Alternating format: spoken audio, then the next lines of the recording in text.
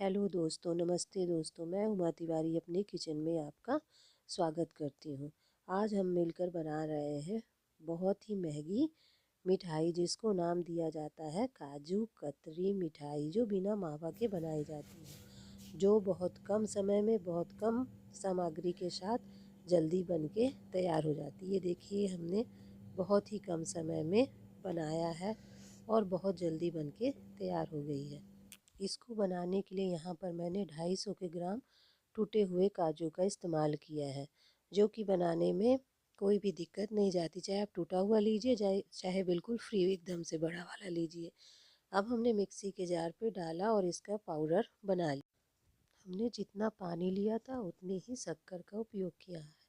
यहाँ पर शक्कर हमारी पूरी धीमी आंच में घुल जाएगी। घुलते घुलते एक ये पतली सी चाशनी के रूप में तैयार हो जाएगी। इसे हमें कब तक पकाना है? जब तक ये एक चिपचिपी चाशनी में ना कन्वर्ट हो जाए। इसका एक तार नहीं बनाना कि चाशनी पकते पकते एक तार में बन जाए। ये कब तक ये पकेगी? जब तक हमारे दोनों फिंगर के बीच में ये चिपकने ना लगे, तब तक इस चाशनी को हमें पकाते जाना है। जो इस तरह से पक के आ जाएगी। थोड़ा सा ये चाशनी ज़्यादा पक गई है। इसके जो बारीक बबल्स दिख रहे हैं ये नहीं दिखने चाहिए। इनके आने से पहले ही हमें अपने गैस को चाशनी बनाते वक्त ऑफ कर देना है। ये थोड़ी सी ज़्यादा हमसे पक गई है, गाढ़ी सी चाशनी ये बनने लगी है, जो कि इतना नहीं बनाना। अब जो हमारा पाउडर बना था काजू का, इसमें हमें ट्रांसफ़र कर देना है। अब गैस की फ्लेम को धीमा करके इसे हल्के हाथों से चलाते जाना है। ध्यान देना है कि इस फ्लेम को तेज़ बिल्कुल नहीं करना है, नहीं तो ये पेस्ट बहुत जल्दी गाढ़ा हो जाता है। चलाते वक्त विशेष सावधानी रखनी पड़ेगी। इसको हमें छोड़ना नहीं है जब तक ये हमारा मिक्सचर पूर्ण रूप से घुल ना जाए। हमें चलाते रहना है। हमें कुछ चीज़ों का विशेष ध्यान देना। जब हम गर्मी के मौसम में काजू कतली बनाते हैं तो ठंडा होने तक का इंतज़ार करते हैं, लेकिन अब ठंडी के मौसम में हमें इसको बिल्कुल ठंडा नहीं करना है। अगर हम ठंडा कर देते हैं तो ये मिठाई बिल्कुल हमारी परफेक्ट नहीं बनती है। हमसे कुछ जगह पर गलतियां हो गई हैं, जो कि अगली बार हम सुधार करेंगे।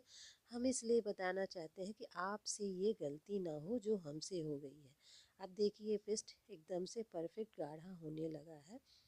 जब तक ये कढ़ाई ये पेस्ट छोड़ ना दे, तब तक इसको हमें चलाते जाना है। जब ये कढ़ाई जो है ये पूरा पेस्ट छोड़ देगी, तब जाके हमें गैस को ऑफ़ कर देना है। अभी ये और गाढ़ा होगा, तब आप समझ जाइएगा कि हमारी मिठाई एकदम से बनके तैयार है।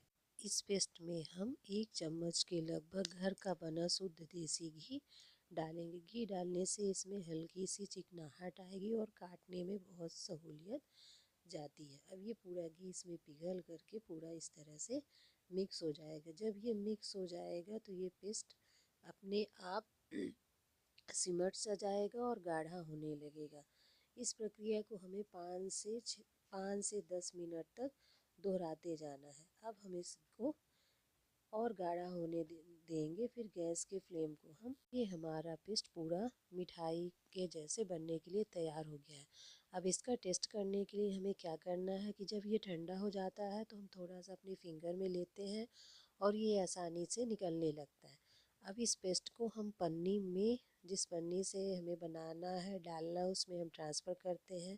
देखिए कितना गाढ़ा 15 से 20 मिनट के बाद हो गया।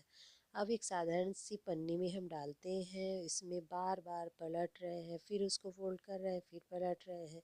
इस तरह की प्रक्रिया कुछ ज़्यादा ही मैंने कर दी थी कि जो कुछ हमारी मिठाई जो है वो हार्ड हो गई थी। ध्यान देना, क्योंकि ठंड के मौसम में हम बना रहे हैं तो बहुत जल्दी ठंडी होती है।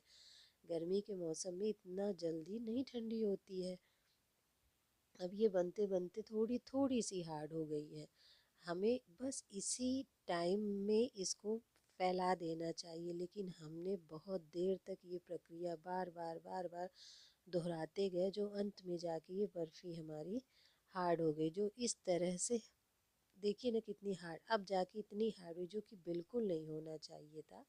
हमें उसको बीच में ही रोक के इसके पीसेस को तैयार कर लेना चाहिए था। बार बार ये हम रिपीट कर रहे हैं, ये हार्ड हो गई, अब क्या करूँ?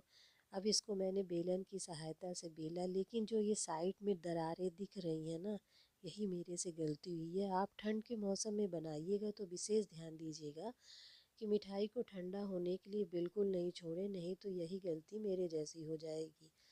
फिर भी बहुत अच्छी बन के तैयार है। अब इसके ऊपर से हम सिल्वर पेपर लगाते हैं जो कि देखने में बहुत अच्छा लगता है। अब इस मिठाई की हम चारों तरफ से कटिंग करते हैं। थोड़ी सी गलती हो गई है, फिर भी अच्छी कट रही है, बन गई है। इस तरह से हम पूरी मिठाइयों को काजू कतली वाला शेप देते हैं, जो कि इस तरह से कितनी आसानी से निकल रही है। मैं किसी प्लेट या थाली या ट्रे में इसको नहीं फैलाई, पन्नी में थी, पन्नी में मैंने जल्दी जल्दी फैला दिया और एक एक पीसेस बड़े आसानी से बराबर से निकल रहे हैं। जो कि देखिए एक भी नहीं चिपके हैं। देखिए कितनी बढ़िया कटी हुई है, कितना बढ़िया कलर है और मुलायम भी बनी हुई है, हार्ड नहीं हुई है। बस एक चीज़ का विशेष ध्यान देना है कि पेस्ट को बहुत देर ठंडा ना करें। और मेरी यह रेसिपी आपको पसंद आए तो प्लीज़ लाइक, सब्सक्राइब और शेयर ज़रूर करिए। धन्यवाद।